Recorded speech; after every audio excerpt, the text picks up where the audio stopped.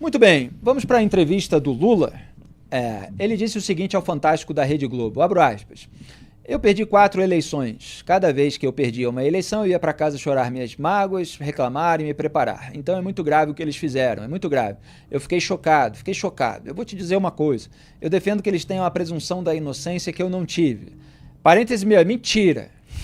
Eu quero que eles tenham todo o direito de defesa. O Lula teve até demais, né? Porque teve defensores atuando como juízes, em vez de atuar num julgamento técnico, como outros juízes, aliás, do caso, em instâncias abaixo, fizeram. Mas se for verdade, continua o Lula, a das acusações, essa gente tem que ser punida severamente para que sirva de exemplo ao Brasil. Fecha aspas. O senador Sérgio Moro, da União Brasil, rebateu o Lula em suas redes sociais. O ex-juiz da Lava Jato escreveu, aspas, Lula foi desmentido ao vivo na entrevista ao Fantástico. Teve garantido o direito de defesa na Lava Jato e só foi preso após o julgamento. Depois ainda foi beneficiado por reviravolta política. Teve muito mais direito à defesa e presunção de inocência do que qualquer brasileiro jamais teve, inclusive mais do que as pessoas presas preventivamente no 8/1. Fecha aspas. Aproveito para lembrar aqui, o Lula ele foi condenado em primeira instância, em segunda instância e pelo Superior Tribunal de Justiça no caso do triplex do Guarujá. No caso do sítio de Atibaia, ele foi condenado em primeira e segunda instância. Quando o Lula foi condenado no caso do triplex em segunda instância, pelo TRF4 por unanimidade, estava valendo a jurisprudência do STF que autorizava a prisão em segunda instância.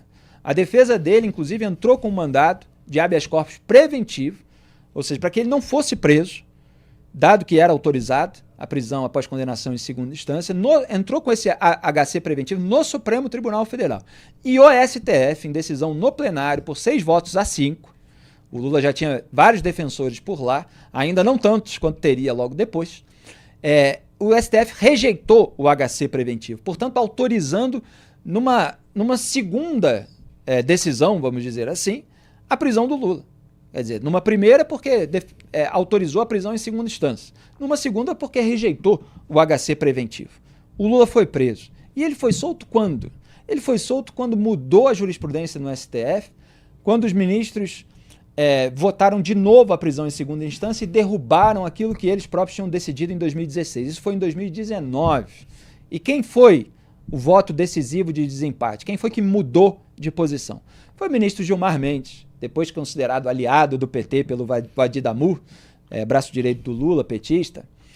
E quando que o Gilmar começou a mudar de posição sobre a prisão preventiva? Quando a Lava Jato atingiu o círculo íntimo dele, a começar pelo senador tucano Aécio Neves. E a Polícia Federal, na época, registre-se, e muita gente que questiona agora não questionava lá, apontou 43 chamadas entre o Aécio e o Gilmar Mendes, inclusive uma no dia em que o Gilmar suspendeu o depoimento do Aécio.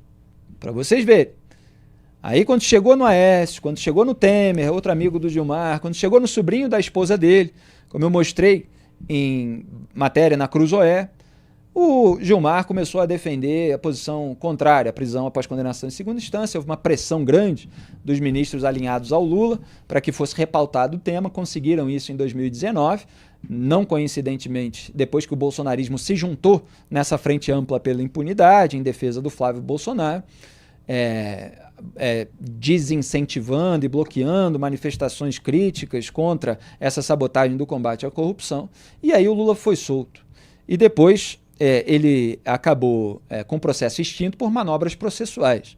Quer dizer, o STF julgou a vara de Curitiba incompetente no sentido de jurisdição, o que tinha sido decidido em contrário pelo STJ, aí mandou o processo para Brasília, ainda voltou algumas casas pautando a suspeição do Sérgio Moro, que o Gilmar tinha deixado 2 anos e pouco engavetada.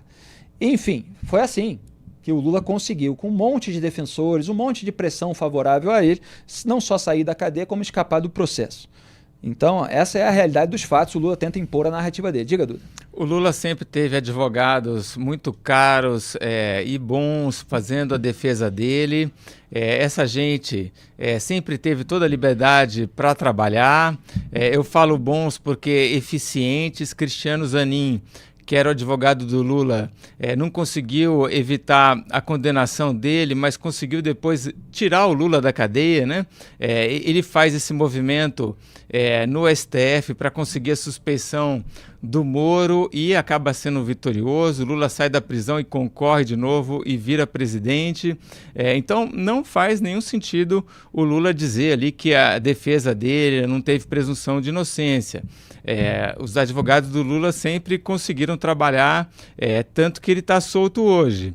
E não faz sentido ele falar isso agora nesse momento que o Walter Braga Neto é preso numa prisão preventiva, né? O Lula não foi alvo de prisão preventiva. Exato. Foi poupado, inclusive, de prisão preventiva quando havia gente defendendo que ele fosse preso preventivamente. O Lula só teve uma condução coercitiva em que ele é levado para depor, depõe e volta para casa. Diferente. E já foi um escândalo, um escarcéu, né? Todo mundo que era ali investigado, todo mundo é maneira de falar, evidentemente, mas vários investigados, inclusive na Lava Jato, eram alvo de condução coercitiva sem que ninguém reclamasse. Aí chegou no Lula, não, aí não pode. Exato. E totalmente diferente da situação do Braga Neto agora, que, se pensar, ele nem foi denunciado ainda, né? Ele nem é réu, muito menos foi julgado e nem condenado. Ele é indiciado pela PF, né, que é a primeira etapa aí. Aí a PGR vai decidir se denuncia ou não, o STF vai decidir se acata, abre, portanto, a ação penal para julgamento, e aí depois vai decidir se ele é culpado, se ele é inocente. A deputada Rosângela Moro, da União Brasil, esposa de Sérgio Moro, também reagiu à declaração de Lula. Ela escreveu no X, aspas, o Lula de chapéu mente quando diz que lhe foi negada a presunção de inocência. Vamos lá. 1. Nunca foi preso preventivamente. 2. Foi condenado em 3 instâncias por 9 magistrados. 3. Apresentou centenas de recursos. 4. Foi descondenado em uma reviravolta política sem ser inocentado. E mais, na Lava Jato os processos eram públicos, eletrônicos, não havia sigilo como tem sido hoje. Se havia exploração na mídia era porque nada havia a esconder, todos tinham acesso total e irrestrito aos autos. Hoje nem os advogados nem as partes sabem exatamente do conteúdo dos autos para a promoção de suas defesas. Fecha aspas. Depois Rosângela Moro fez uma nova sequência de publicações para rebater Lula. Aspas.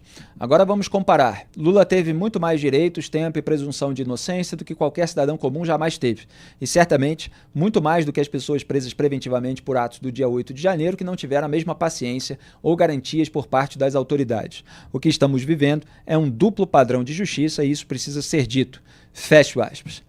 Bom, nós temos apontado isso aqui incessantemente, sem eximir aqueles que delinquiram ou aqueles contra os quais existem provas duras de responsabilidade e pelo menos apontar que eles merecem eventualmente ser indiciados, eventualmente denunciados, eventualmente julgados e até condenados, aí dependendo do caso específico, da nossa análise específica.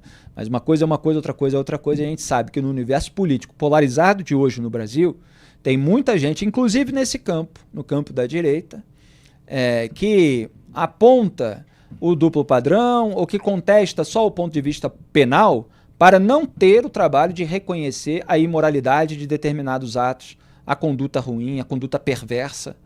Quer dizer, quantos vocês estão vendo de políticos à direita, de influências, daqueles comentaristas que estavam faturando uma grana alta no governo Bolsonaro em horário nobre de emissora aliada?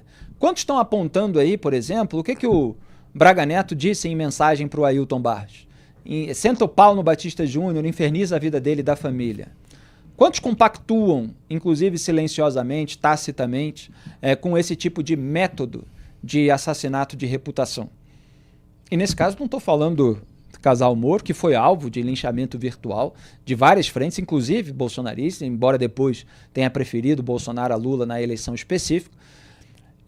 Então sabem como é ser alvo de linchamento virtual. Agora aqui no jornalismo a gente fala tudo mesmo. Não está preocupado só com os eleitores à direita, os eleitores do Bolsonaro. A gente está preocupado em expor a verdade como ela é. Duda Teixeira. É interessante essa postagem da Rosângela Moro, que ela toca num ponto ali, quer dizer, é difícil achar um brasileiro que tenha tido a mesma capacidade de se defender como teve o Lula, né? Esses advogados caríssimos, Cristiano Zanin, isso daí é uma coisa que, assim, 99,9% dos brasileiros não tem esse acesso e essa capacidade que ele teve. Então, ele dizer ali que é vítima de injustiça realmente não faz sentido algum. Nunca quis admitir que recebeu mimos de empreiteiras que tinham contratos públicos com o governo e ainda estavam envolvidos num esquema de corrupção. E na suspeição do Moro julgado em plenário, votaram para validar o julgamento da suspeição 3 ministros indicados pelo próprio Lula, além do Gilmar Mendes.